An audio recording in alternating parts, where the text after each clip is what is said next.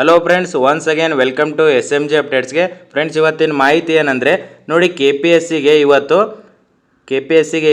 FDA ಮತ್ತು ಅದರ ಜೊತೆಗೆ ESI ಎಕ್ಸೈ ಸಬ್ ಇನ್ಸ್ಪೆಕ್ಟರ್ದು ಪ್ರಪೋಸಲ್ ಬಂದಿದೆ.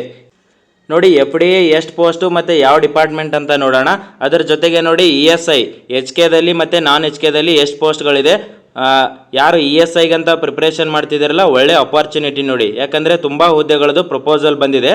ಇದು KPSC ಕಡೆಯಿಂದ ಯಾವಾಗ ನೋಟಿಫಿಕೇಷನ್ ಆಗ್ಬೋದು ಅಂತ ನೋಡೋಣ. ನೋಡಿ, ಇವತ್ತು KPSCಗೆ ಬಂದಿರೋ ಪ್ರಪೋಸಲಲ್ಲಿ 17/6/2026 ಇವತ್ತಿನ ಡೇಟ್ ಇದೆ.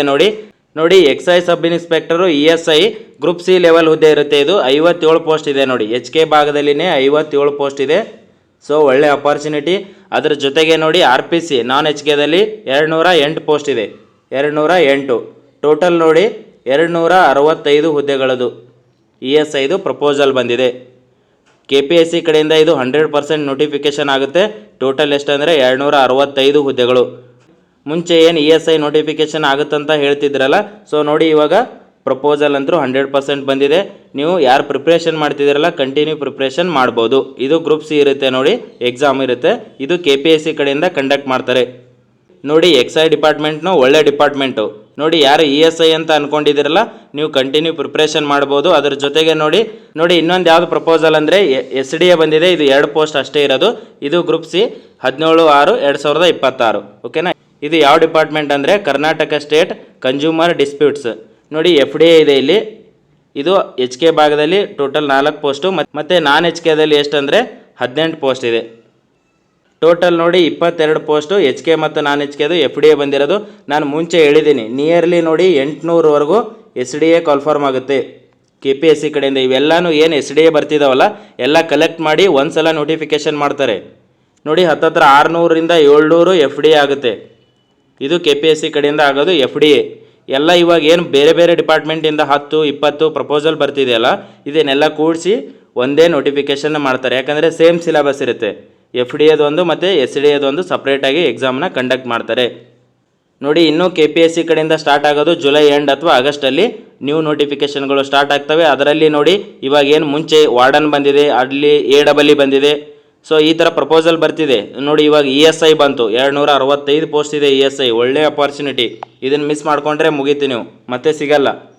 265 ಅಂದರೆ ಕಡಿಮೆ ಹುದ್ದೆಗಳಲ್ಲ, ಒಳ್ಳೆ ಡಿಪಾರ್ಟ್ಮೆಂಟು. ಯಾರು ಪ್ರಿಪ್ರೇಷನ್ ಮಾಡ್ತಿದ್ದೀರಲ್ಲ, ರಿವಿಷನ್ ಮಾಡ್ಕೊಳ್ಳಿ, ಟೈಮ್ ಸಿಗಲ್ಲ.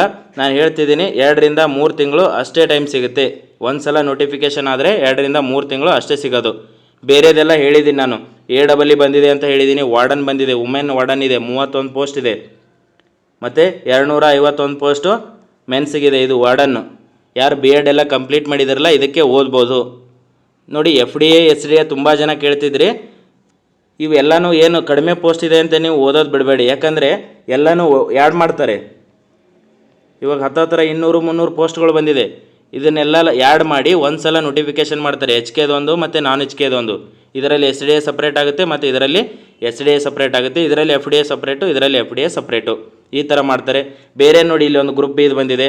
ಮತ್ತು ನೋಡಿ, ಇನ್ನೊಂದು KS ನೋಟಿಫಿಕೇಷನ್ ಅಂತ ಹೇಳ್ತಿದ್ದಾರೆ. ಅದಕ್ಕೆ ಗ್ರೂಪ್ A ಮತ್ತು ಗ್ರೂಪ್ ಇದು ಏನಿರುತ್ತಲ್ಲ, ಅವು ಪ್ರಪೋಸಲ್ ಬರ್ತಿರ್ತವೆ.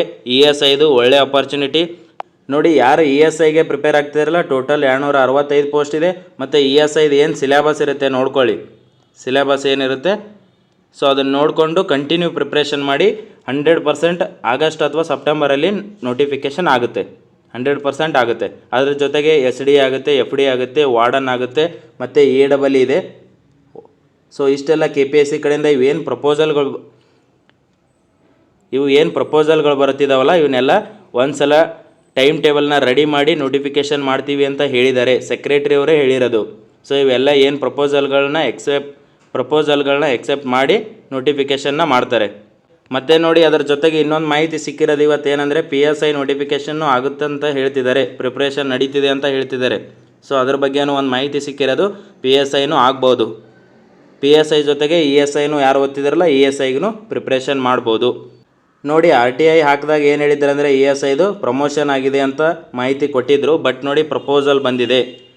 ಇದನ್ನು ಖಾಲಿ ಹುದ್ದೆಗಳನ್ನು ಫಿಲ್ ಮಾಡ್ಕೋಬೇಕಂತೇಳಿ ಆರ್ಥಿಕ ಇಲಾಖೆಯಿಂದ ಅನುಮೋದನೆಯೂ ಸಿಕ್ಕಿತ್ತು. ಎಷ್ಟಂದರೆ 265 ಹುದ್ದೆಗಳು ಅಷ್ಟೇ ಪ್ರಪೋಸಲ್ ಬಂದಿದೆ ನೋಡಿ. ಇವಾಗ ನಾನು ವಿಡಿಯೋ ಮಾಡಿದಾಗ ಹೇಳಿದ್ದೆ ಅಲ್ಲಿ ಏನಂದರೆ ಅಲ್ಲಿ ನಂಬರ್ಸ್ ಕೊಟ್ಟಿದ್ದರು, ಬಟ್ ಎಷ್ಟು ಹುದ್ದೆಗಳಂತ ಕೊಟ್ಟಿರಲಿಲ್ಲ.